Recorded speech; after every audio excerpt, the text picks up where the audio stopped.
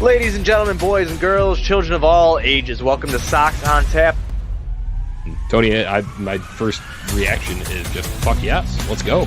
Sox versus the Twins. That's where it all starts. It all starts taking care of business in-house in the Central Division. That's right, I'm a meatball. You got to bring that top button swag, baby. It is always great to beat the Cubs. And I'm a homer, so I always say they're gonna. Dallas Keuchel Lansing got some beards that you should be afraid of. What everybody said when he gets out there, it's me versus the other guy, and I'm going to beat him. So I just love that mentality. It's cool and fucking tough. Steve, would you say that Tony is mad online? I would definitely say that. The White Sox winner.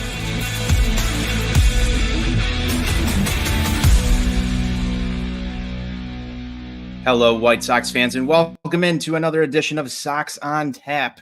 I am Tony Marchese tonight, joined by my guy, NWI Steve, and we're talking about a White Sox winner over the Minnesota Twins.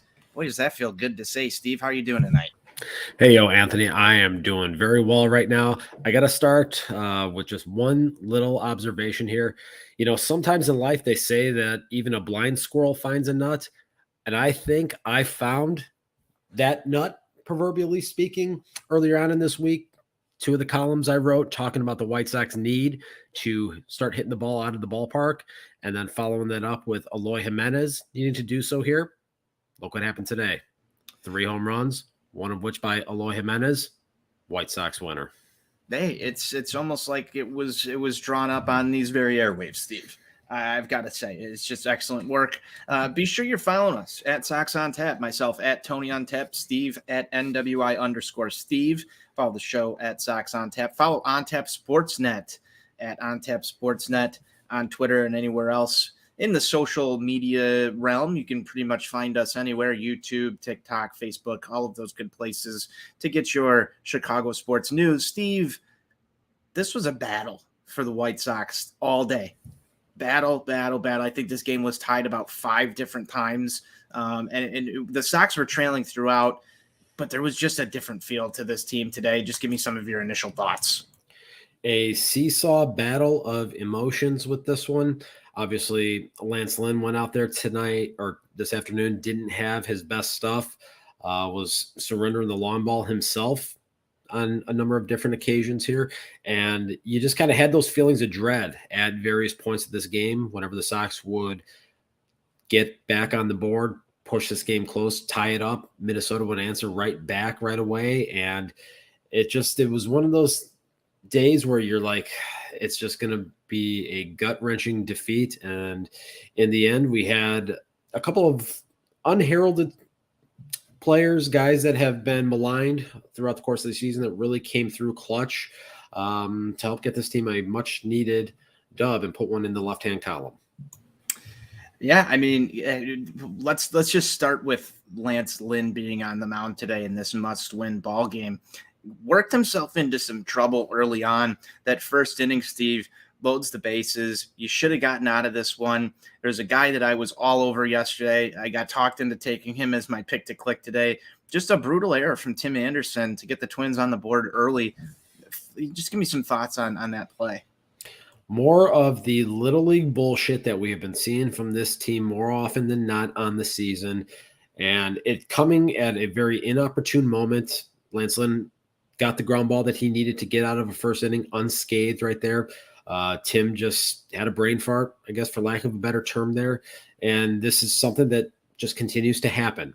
And it's something that has to stop. I don't know what it's going to take for someone to get in these guys' ear and get them to clean up some of these unforced errors that are continually happening. But these are the types of things that cost you baseball games. And these are the things that can cost you opportunities to win a division title if they are not cleaned up in short order here, because we are approaching the halfway point of this season. We'll be there tomorrow. So we've got a little bit of time here to try to get this train back on the tracks here and ultimately start playing some clean baseball. Yeah, and you know, clean baseball is great. I'm happy we've got one in the left-hand column today, but there was some things that, you know, we're still going to pick apart here. The Sox are able to answer in the first inning, Steve. I felt like that was important just for the tone of this game, setting the tone. Tim Anderson takes a leadoff walk, which you don't see very often. I felt like that was new. White Sox walk alert. Yeah. I felt like that was new. It was good to see that kind of happen. Striking back here, I thought that was very important so that you're not down throughout this ball game, because the Minnesota Twins come back out right away, just like the Minnesota Twins do, and they put up more runs right away. If you're starting to trail 3, 4, 5-0 in some of these ball games, then you've got a big problem, especially as a White Sox fan watching these things with the past 2 games in this series. Kind of here, I felt like that would have been really bad if the White Sox offense wasn't able to scrape something across. Obviously, we have to go into the 4th inning before the White Sox are able to tie this thing up for the first time, Steve. And here it is. I'll let you say it.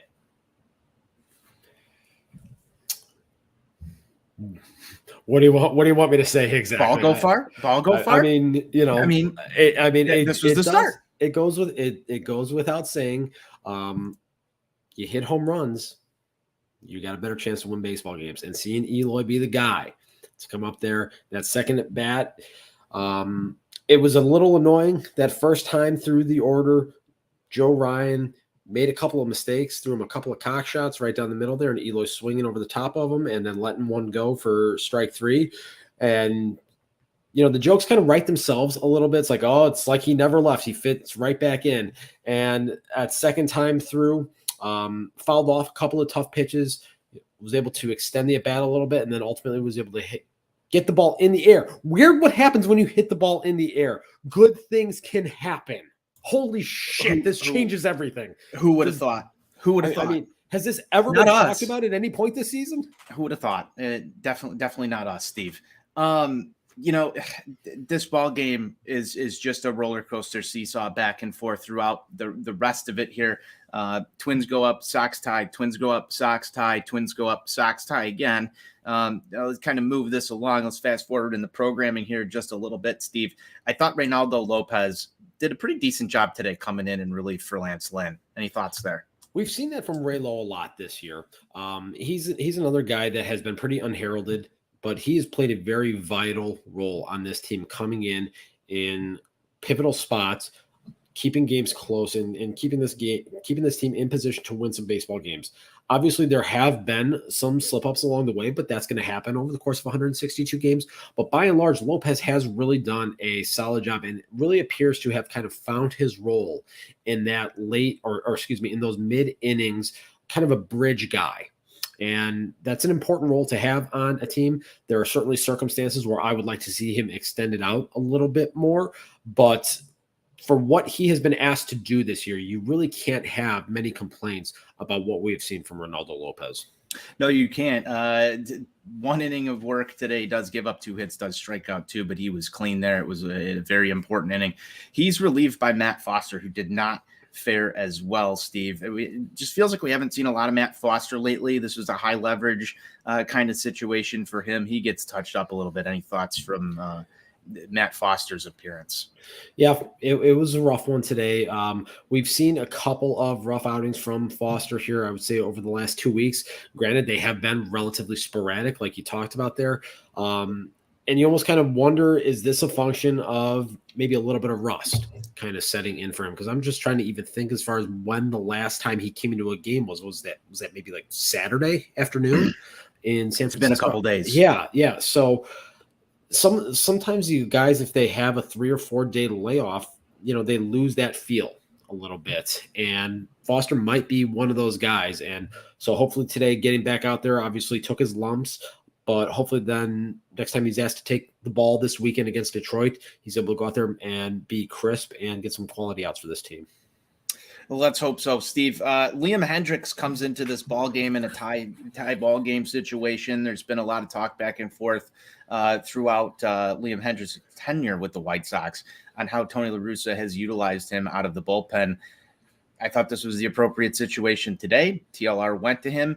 He worked a very energetic inning, kind of pumped some stuff up. There was some life within the White Sox, just the players on the field, the dugout, everything after Liam Hendriks was able to work that 9th inning. I thought that momentum really, really helped the White Sox get the job done today. And then just a kind of a escape artist type appearance from Jose Ruiz in the 10th Your boy. inning. My boy, Jose Ruiz, gets the job done in the 10th inning. How important is it, Steve, to not allow a run in that inning there?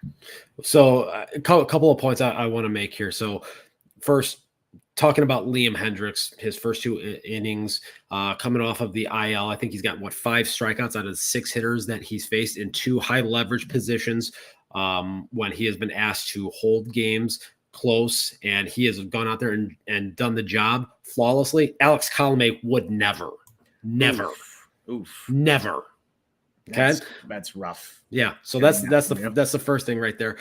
Second, as it relates to Jose Ruiz and getting out of that 10th inning, I've had a lot of discussions with some people in the last maybe couple 2-3 weeks talking about this stupid softball 10th inning rule with the guy on second base, and I think in a lot of ways, and I haven't really done enough research to quantify this, but it almost feels like this gives the visiting team a little bit of an advantage, because if you can go out there and if you can score, obviously the 1 run, but if you can tack on a second run in that inning right there, it tactically helps you know what exactly you need to do out there when you take the mound, needing to get those 3 outs. So if you were able to tack on that second run out there, okay, defensively we can position our infielders such that if that ghost runner scores, it's okay. We just got to keep another guy from reaching base, and we're going to win the baseball game there. So Jose Ruiz kind of worked himself into a little bit of a jam there with the leadoff walk,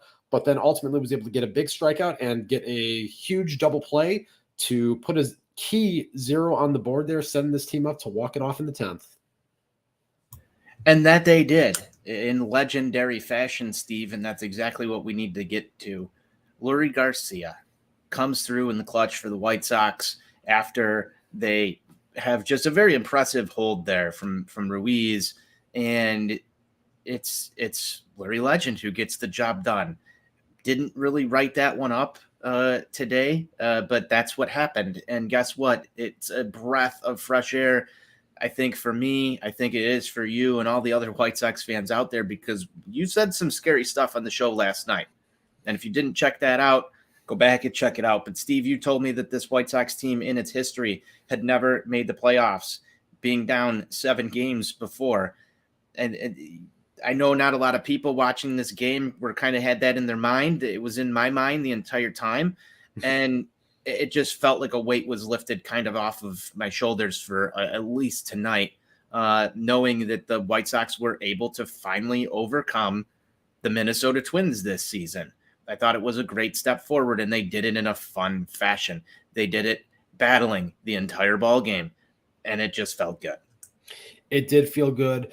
You're 100% right. As I'm watching this thing unfold and watching the seesaw battle back and forth and seeing the Twins take the lead, like I said earlier in the broadcast here, those feelings of dread just kind of come over you, and it just keeps creeping into my mind.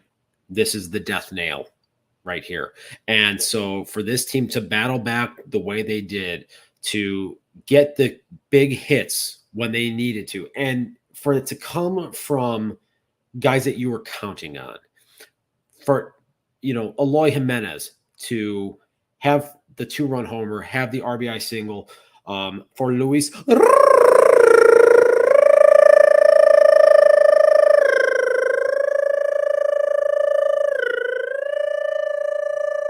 He's just rolling the R right now.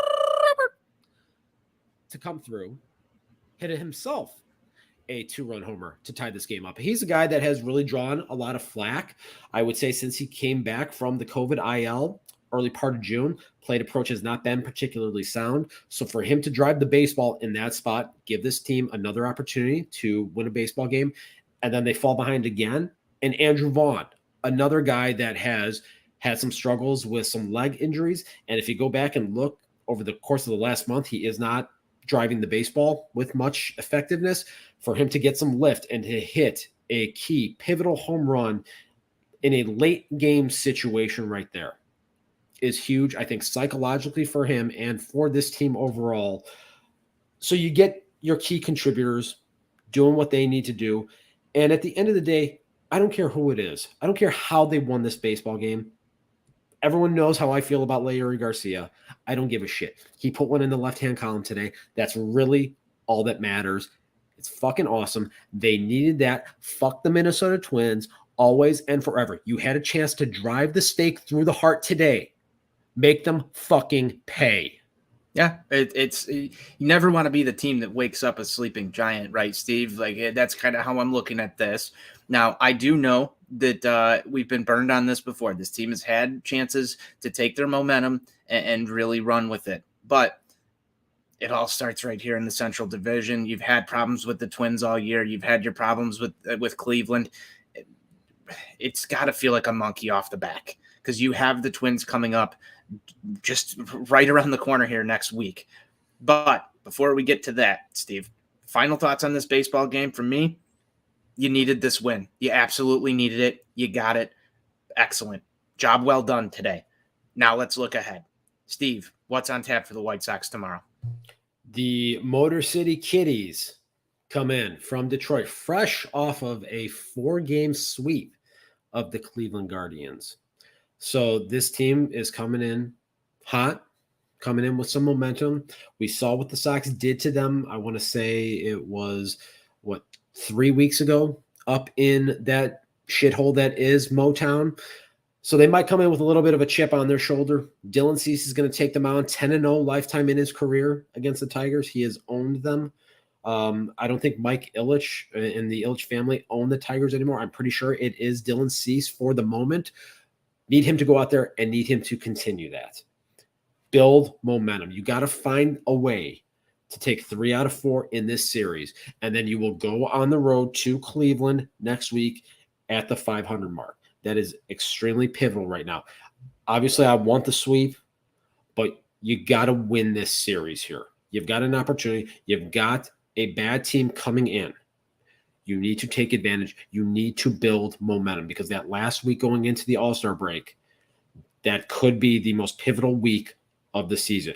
You can't look ahead of right now at this point. You got to take care of what is in front of you. You got to start winning baseball games at home. I talked about this earlier in the week. You didn't get the job done against the Twins here, but it can start today, and you need to carry that momentum forward. You absolutely have to. And Steve, I think you said that beautifully. So I don't have much else to add on to that outside of the fact that I want to see the bats get even hotter. I want to see Eloy Jimenez just turn that page. This is the start of your season. This is where you're going to hit your home runs. Flush everything else. Go out there and hit the ball. Like we said yesterday, anything he does is a bonus. But if he makes that lineup just a little bit deeper, awesome. Yohan Moncada, need you in the lineup. I'm sorry. I know you fouled one off your foot. Need you in the lineup this series because having to go to Josh Harrison, Lurie Garcia at third base, mixing in and out there also kind of messes with your bench depth just a little bit. And Jake Berger went on the IL. So I'm expecting a day off for Yohan probably tomorrow. But if this thing starts to creep a little bit more, that third base depth does not look like it did when you had Jake Berger here to kind of hold the fort down, at least from the offensive side of the ball. I'm not so much worried about Harrison and Lurie defensively, but on the offense, you need to score runs in this Detroit series. You need to start hitting more home runs in your home ballpark. You saw the start of that today. Don't want to see that evaporate. Last thing for this upcoming series, starting pitching, going deep in ball games, doing what you saw today. Mm-hmm. And a couple other of these starts recently, I'd say the San Francisco series more so than these last two with the Minnesota Twins, but keep going deep into ball games. Don't overtax that bullpen. Keep guys like Liam Hendricks available for these big moments, and you're going to start to win some ball games. 3 out of 4, I would be overjoyed with, Steve. Yeah, they need it. To your point about the starting pitching, there is no day off until the All-Star break. So you got to go 12 straight days here or 11 more days to go. And you got a doubleheader in Cleveland mixed in there. So you got to step this thing up 1 through 5. Every single one of these guys. It can't just be Johnny Cueto. Okay? Dylan Cease, you got to go out there. Last time against the Tigers, you didn't have command of the fastball. You were only able to, you struggled to get through 5 innings. You need depth You need length tomorrow. Lucas Giolito, you went out there, you threw the ball well in San Francisco. Hopefully that was the turning of the page. Get it going, all right? This is a team that you should beat at home. Get hot in your home ballpark. Win this goddamn series. Starting pitching, set the tone. Keep hitting the ball out of the ballpark. Let's go. Steve, you got to pick the click for tomorrow. I do have a pick to click for tomorrow, actually. And you know what? It's going to be Mr. Jose Abreu. Because let me tell you something. We all saw the photo of Abreu sitting in the dugout after that game yesterday. It made its way around Twitter.com and all the commentary coming in and just the dejected look on his face. Every single one of those guys in that clubhouse, all the Latin players that look up to him like a father figure, that look to him to guide and to lead them, you know what? You need to step up now for that guy, because the look on that guy's face after everything he has given this organization, you need to go out there and you need to bust your nuts and get this team back in it for that guy right there. Okay? And he's going to go out there and he's going to do his job, because that's what he does. He's the one reliable force day in and day out with his team, and he's going to go out there and he's going to do it tomorrow as well. I love it, Steve, and I hope that that's exactly what happens. I felt the same way, just looking at that photo of him and just on the broadcast how he looked and all that other just I don't like it. It's an ugly feeling, but I love the pick to click. He had that scream as he rounded first base today. I thought the energy was there. It's awesome, Steve. But I'm gonna take my pick to click in a different direction here. I'm gonna go with Luis Robert. I want to see him continue to pound baseballs so we get more R rolls on this show. So I'm going Luis Robert. Steve, those are the picks to click. I think we've talked about a nice victory today. Got another ball game tomorrow. Any final thoughts on today's Sox on Tap postgame show? Like I said, this is a win that, for the moment, has saved the season. You can't get complacent now. You have to build on it. This is the opportunity. Don't let this go to waste. Get hot. Love it. That's all we have for today's episode of Sox on Tap. You can follow the show at Sox on Tap on Twitter.com. Follow Steve at NWI_Steve, myself at Tony on Tap. Follow us at On Tap Sportsnet as well for all of your Chicago sports literature podcasting needs. Steve, it's great to talk about a win. We're going to get out of here. Kind of a shorter show today. It's nice. It flowed. It was great to talk about a winner and not have to dissect the many things that went wrong with the White Sox on this day in history. Steve, close it down how I always do. White Sox forever. White Sox for life. Fuck the Twins.